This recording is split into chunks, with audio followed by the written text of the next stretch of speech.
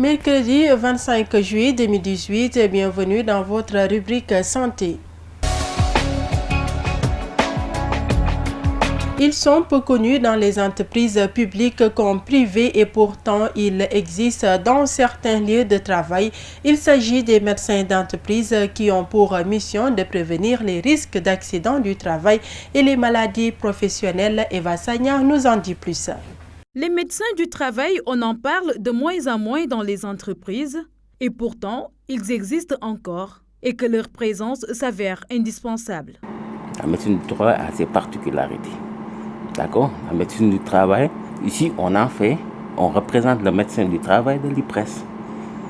Parce qu'on gère le personnel aussi. La médecine du travail, ça gère le personnel. Les travailleurs.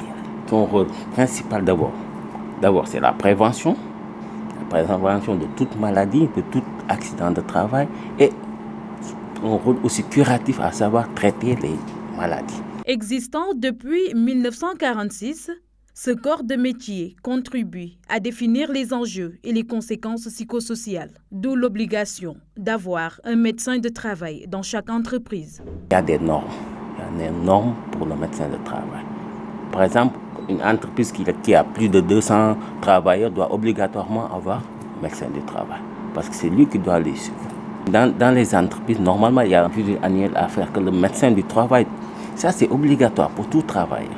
Toutes les entreprises publiques comme privées doivent faire appel à un médecin du travail pour un suivi médical préventif de leurs salariés. Les acteurs de la lutte contre les violences faites aux enfants peuvent compter sur le soutien du tout nouveau sous-préfet de Niaguis, soucieux de l'accès et surtout du maintien des filles à l'école au niveau de sa circonscription administrative. Richard Biram Faye d'avertir quant à l'application stricte de la loi interdisant la pratique des mutilations génitales féminines. Nous l'écoutons au micro de Cheikh Tidiane Cissé. Parce que la place de l'enfant, c'est à l'école. Parce que nous tous, nous avons eu à bénéficier d'une bonne éducation de nos parents et du gouvernement. Donc nous voulons passer la relève à ces enfants qui seront les adultes de demain. Ces adultes qui doivent avoir une formation. Pour que ces adultes puissent avoir une formation et participer à la construction du pays, il faut qu'ils puissent aller à l'école et terminer leur étude. Donc vraiment, j'invite les parents d'élèves à inscrire les enfants à l'école et à les maintenir là-bas. L'excision. C'est une pratique qui a été interdite au Sénégal par une loi. J'invite vraiment les parents d'élèves à abandonner cette pratique qui est illégale. Et je ne ménagerai aucun effort pour faire appliquer cette disposition législative ici. Et je passerai évidemment par la sensibilisation pour que les parents puissent mieux comprendre pourquoi on a interdit cette pratique qui est nuisible à la santé physique, à la santé mentale des enfants.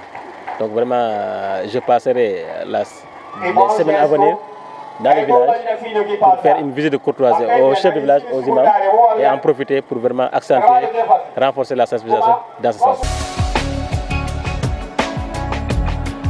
C'est tout pour aujourd'hui. Rendez-vous est donné la semaine prochaine, mais d'ici là, prenez soin de vous.